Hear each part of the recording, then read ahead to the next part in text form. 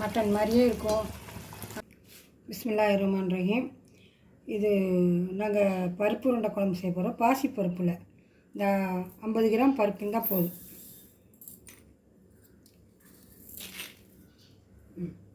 இதை ஒரு அரை மணி நேரம் ஊற வச்சுக்கலாமா? பச்சை உருண்டை குழம்புக்கு பருப்பு ஊற வச்சு அரை மணி நேரம் ஆச்சு. இதில் மிக்சியில் 2 வரமிளகா, கொஞ்சம் சோம்பு போட்டு அரைச்சிக்கலாம். இந்த பருப்பையும் போட்டு அரைச்சிடலாம்.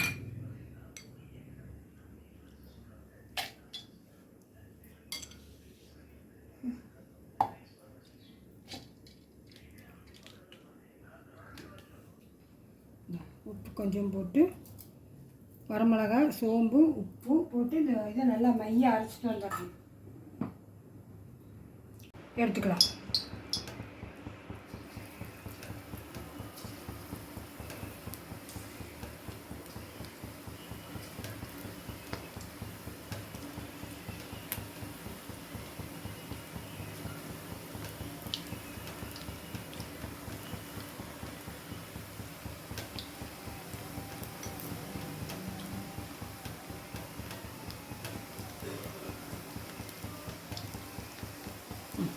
ஒரு 2 நிமிஷம் இருந்தாலே போதும். ரொம்ப வேகணும்லாம் கிடையாது. ஏன்னா குழம்புல வந்துடும்ல, குழம்புல போடுறதுனால. அதனால் ஒரு 2 நிமிஷம் இருந்தால் போதும். எல்லாத்தையும் போட்டு எடுத்துகிட்டு நம்ம குழம்பு வச்சுக்கலாம். நல்லாயிருக்கு. புரோட்டீன் சத்து நிறைஞ்சது. நல்லாயிருக்கு. குழம்பு நல்லாயிருக்கு. டேஸ்ட்டாக இருக்குது. கறி குழம்பு மாதிரியே இருக்குது. கறிக்கு பதில் இது போடுறோம். மட்டன் சிக்கன் பதிலாக இப்படி போட்டு செய்கிறோம்.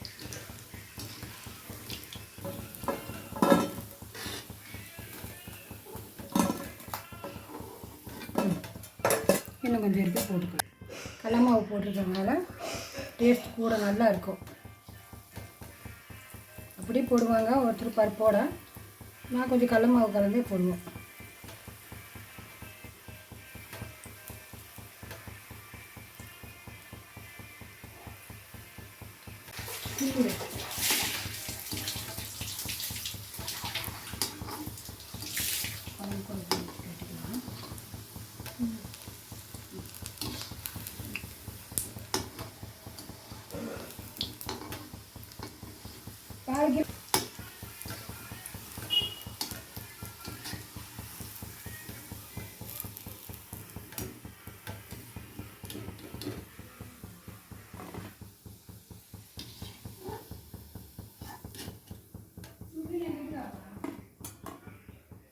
எல்லாத்தையும் எடுத்தாச்சு.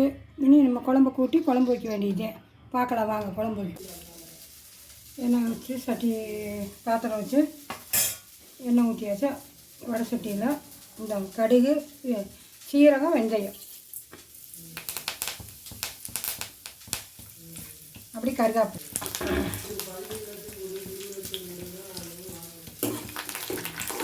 நல்லா வெந்த மாதிரி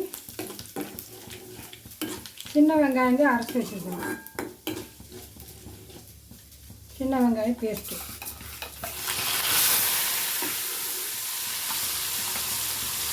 நல்லா வேகட்டும்.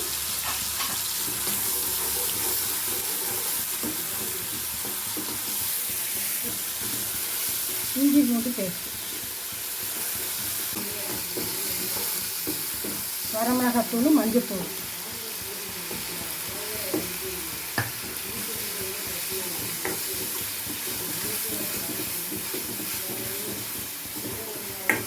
நல்லா வேகணும். ஒரு நல்ல எண்ணெயில் வேகணும்.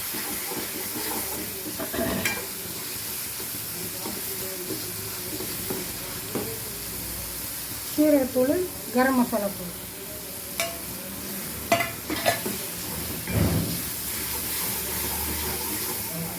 மல்லித்தூள், வீட்டில் அரைச்ச மல்லித்தூள். இதுலேயும் ஜீரகத்தையும் போட்டிருக்கோம், மிளகும் போட்டிருக்கோம்.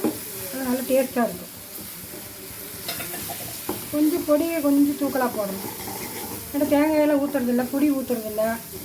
அதனால் இந்த எண்ணெயிலே சுருண்டு வந்துடும். தக்காளி பேஸ்ட்டு மட்டும் கொஞ்சம் ஜாஸ்தியும் போடணும். தக்காளி பேஸ்ட் நல்லா வெந்த முன்னாடி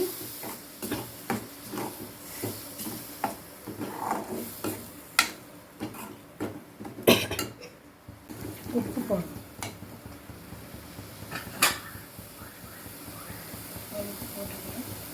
ஏற்கனவே பருப்பில் உப்பு போட்டிருக்குறோம், குழம்புக்கு மட்டும் அளவாக போட்டால் போதும்.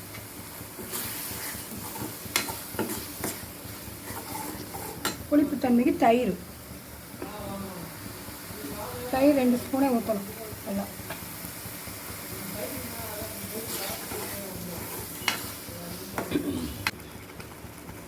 ஏற்கனவே போட்டிருக்கோம் பெருங்காயத்தூள், இப்போ கொஞ்சம் போட்டிருக்கோம்.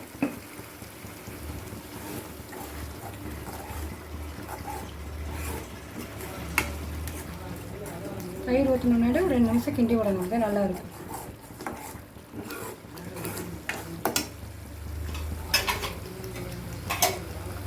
இது ஜார கழுவணும் தண்ணி, இன்னும் கொஞ்சம் தண்ணி ஊற்றிக்கிட்டு வடையை போட்டுடலாம். இங்கே தண்ணி ஊற்றிக்கலாம். நல்லா இது தாராளமாக வேகட்டும். ஒரு கொதி வந்த முன்னாடி வடை, நல்லா கொதி வந்துச்சு பாருங்கள். இனி வடையை போட்டுக்கலாம். பண்ணுறீங்க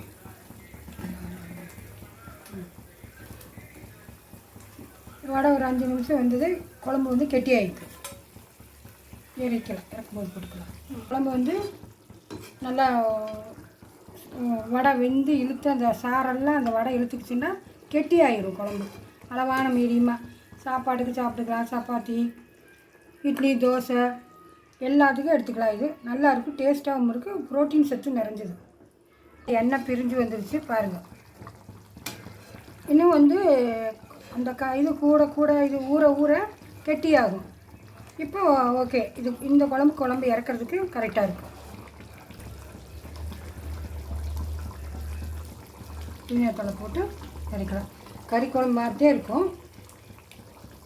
இறக்கும் குழம்பு நல்லாயிருக்கும்.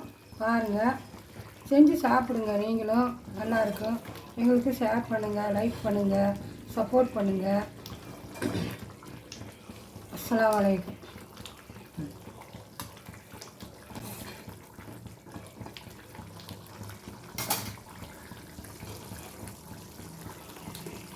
மட்டன் மாதிரியே இருக்கும், நல்லா இருக்குது, டேஸ்ட் நல்லா இருக்குது. செஞ்சு சாப்பிடுங்க. சிம்பிளான வேலை தான், ரொம்ப ஒன்றும் பெரிய வேலை கிடையாது.